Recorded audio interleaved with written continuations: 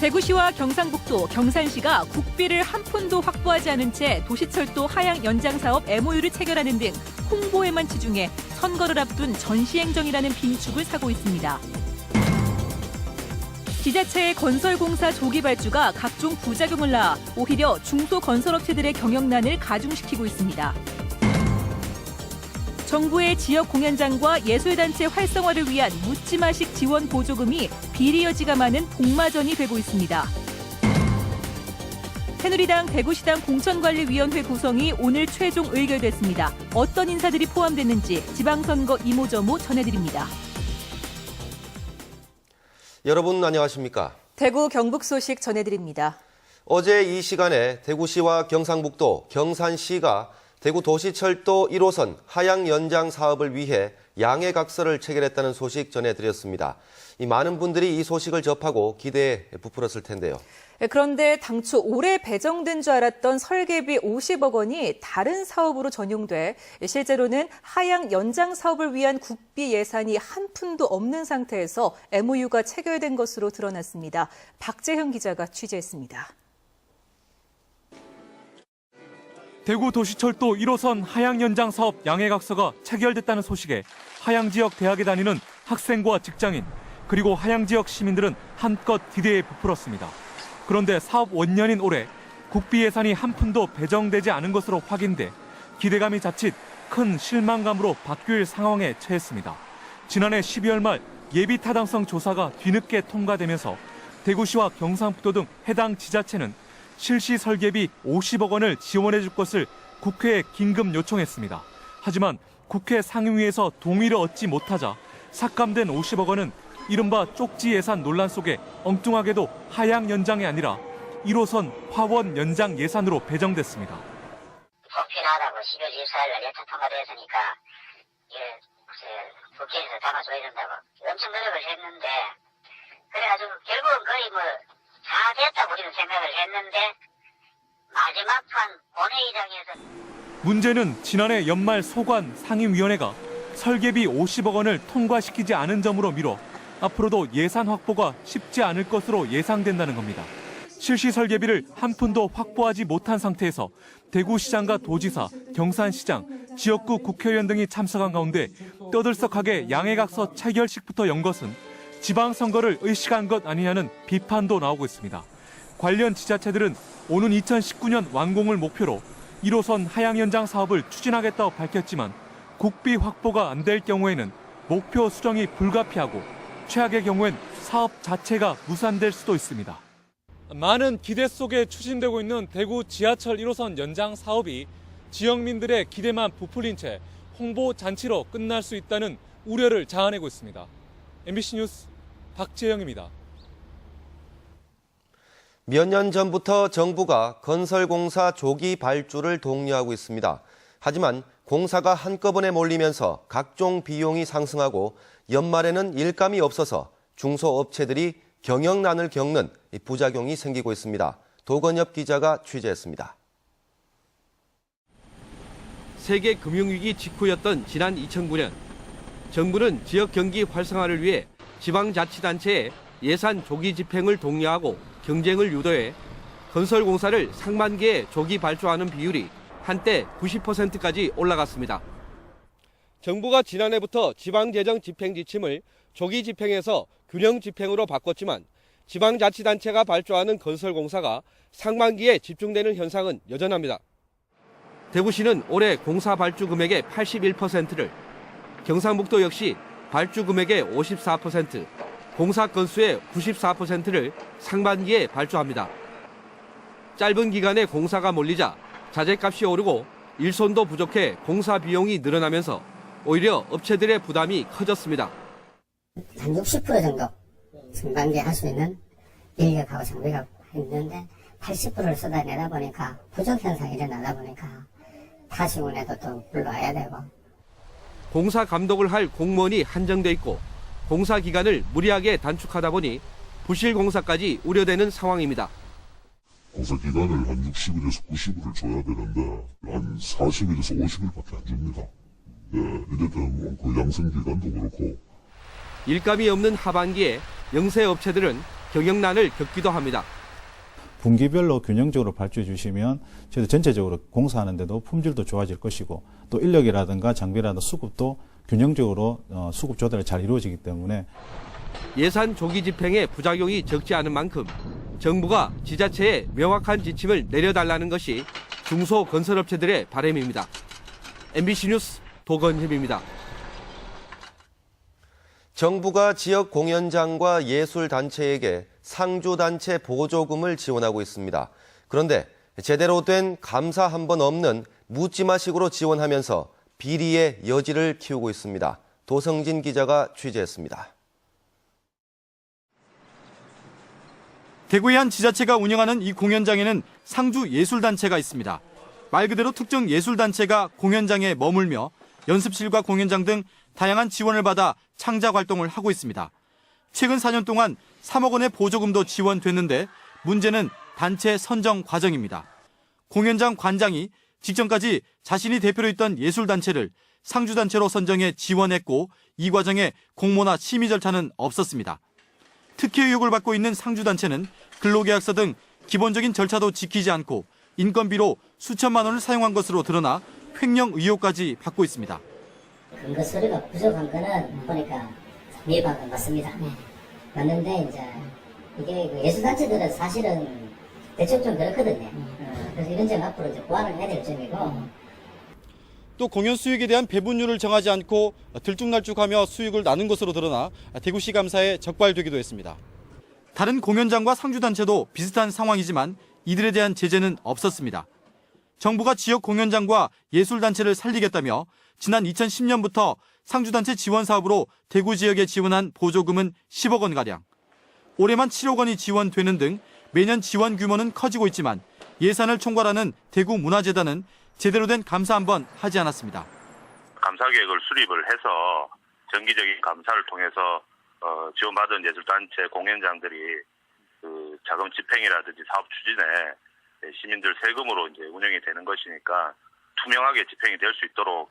대구문화재단은 보조금 관리의 부실을 인정하며 한국문화예술위원회와 함께 특별감사를 하는 등 보완책을 마련하겠다고 밝혔습니다. MBC 뉴스 도성진입니다. 지역에서도 SK텔레콤 통화 장애가 발생해 휴대전화 이용객들이 불편을 겪고 있습니다. 오늘 오후 6시 반쯤 전국적으로 SK텔레콤을 사용하는 상당수 휴대전화에 통화가 안 되는 장애가 발생했습니다. 전화를 걸면 서비스 안 된 표시가 뜨면서 아예 신호가 가지 않아 SK텔레콤 휴대전화 이용객들이 불편을 겪고 있습니다. SK텔레콤 측은 모든 이용자에게 발생한 통화 불량은 아니라며 현재 원인을 파악하고 있다고 밝혔습니다.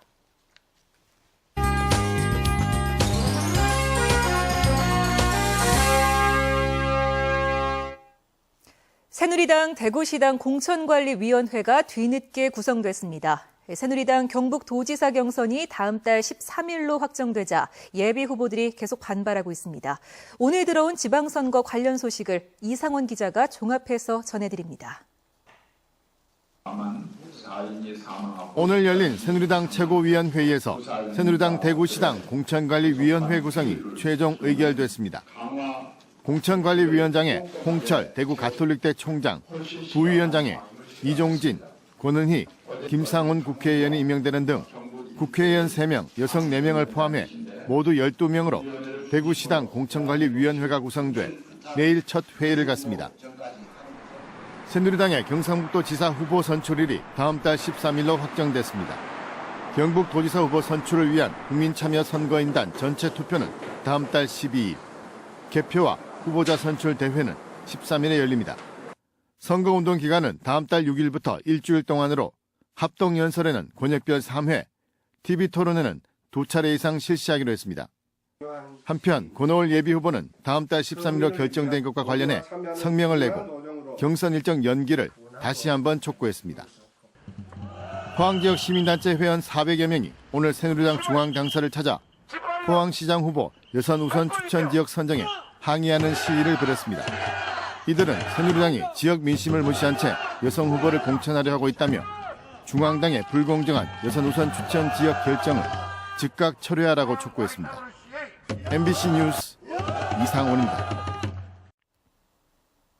6천억 원이 투입된 경주 방패장 공사 과정에서 수억 원대의 뇌물 상납이 드러났습니다. 경찰은 시공사와 공단, 하도급 업체 관계자 등 2명을 구속하고 17명을 불구속 입건했습니다. 박상원 기자입니다. 오는 6월 완공을 앞둔 경주 방사성 폐기물 처리장. 공사 과정과 설계 변경에 이르기까지 뇌물이 오간 것으로 드러났습니다. 시공사 전모 소장은 6개 하도급 업체로부터 명절 떡값 등을 이유로 5억 2천만 원을 받았고 이 중 1억 2천만 원을 발주처인 원자력 공단 임원들에게 건넸습니다. 신용카드로 밥값을 허위로 계산한 뒤 현금으로 돌려받는 카드깡을 통해 법인 자금 5,900만 원을 횡령한 혐의도 받고 있습니다. 원자력 공단 이모 센터장은 설계 변경을 통해 공사비를 늘려주는 대가로 전 소장으로부터 6,900만 원을 받았습니다.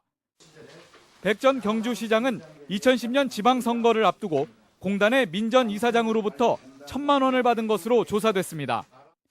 뇌물이 오가는 사이 방패장 공사비는 2,500억 원에서 5차례 설계가 바뀌면서 6천억 원으로 늘었습니다. 경찰은 시공사 현장 소장과 원자력공단 책임자 등 2명을 구속하고 하도급 업체 대표 등 17명을 불구속 입건했습니다. 가요주점에서 술 접대를 받는다든지 본인의 술값을 대낮게 하고 또는 골프 접대를 받는 등 도덕적 해이가 있었던 것으로 확인되었습니다. 경찰은 시공사와 하도급 업체 사이의 불공정 거래 혐의를 확인하고 이를 공정위에 통보했습니다. MBC 뉴스 박상원입니다. 대한불교 조계종 종정이자 팔공총림 방장인 진재 스님이 27대 팔공총림 동화사 주지로 효광 스님을 지명했습니다. 현 동화사 주지 성문 스님의 임기는 오는 5월 24일 끝나며 새로 지명된 효광 스님은 총무원장의 임명 절차를 거쳐 오는 5월 24일부터 4년간의 임기를 시작합니다. 안동의 찜닭은 전국적인 명성을 얻고 있습니다. 그래서인지 안동 찜닭 골목에 있는 업소들의 상호가 도용당하는 피해가 잇따르고 있습니다. 엄지원 기자가 보도합니다. 열흘 전 우연히 본인 가게의 상호를 검색하던 찜닭집 서모 사장. 유명 포털 사이트엔 자신의 가게 상호와 함께 정체불명의 전화번호가 올라와 있었습니다. 주소 또한 똑같거나 거의 유사해 주인이 아니면 모를 정도였습니다. 이 골목에서 제일 잘 나간다는 집 이제 해봤어요. 다음 사이트에 들어가서 해보니까 이상한 번호가 나와. 그 다음 또 안 되겠다 싶어요. 또 하니까 또 나와. 아 이거 사고다. 안동의 명소 찜닭골목입니다. 이 골목에 있는 찜닭집 32곳 중 26곳, 80% 이상이 이 같은 피해를 입은 것으로 확인됐습니다. 전화에 항의하는 등 문제가 커지자 현재 불명의 전화번호는 검색 엔진에서 삭제됐고 통화도 되지 않는 상태. 찜닭골목 법인은 범인 색출을 위해 상표법 위반 혐의 등으로 해당 사건을 경찰에 고소했습니다. 예전에도 이런 사례가 있었지만 개개인 차원에서 해결했는데 이번에는 조직적으로 피해를 본 만큼 법인 차원에서 수사기관에 의뢰해서 누구인지 언제부터인지를 밝힐 예정으로. AI 여파로 안 그래도 힘든 찜닭 골목이 엎친 데 덮친 격으로 상호 도용으로 인한 힘겨운 싸움까지 벌이고 있습니다. MBC 뉴스 엄지원입니다. 식품의약품안전처는 경산의 식품 제조 가공업체가 만든 떡볶이 분말 2제품을 판매 중단시키고 회수하기로 했습니다. 회수 대상은 지난달 18일에 만든 매운맛 떡볶이 분말 43개와 순한맛 떡볶이 분말 48개로 제조업체와 유통기한 등 한글 표시 사항 없이 유통된 것으로 확인됐습니다. 경상북도 의회 이시하 의원은 경북도 내 상수도 누수율이 지난 2010년에 21.6%, 2011년에 22.2%, 2012년 21.9%로 수돗물 누수로 인한 손실 비용이 2010년 811억 원, 2011년 920억 원, 2012년 949억 원이나 된다고 주장했습니다. 이 의원은 수돗물 누수의 원인은 설치한 지 20년 이상 된 노후관이 24%가 넘는 등 낡은 수도관 때문이라며 보수와 교체가 시급하다고 밝혔습니다. 대구 MBC 문화원 문화예술 최고위 과정 7기 입학식이 오늘 저녁 7시 대구 문화방송 스튜디오에서 열렸습니다.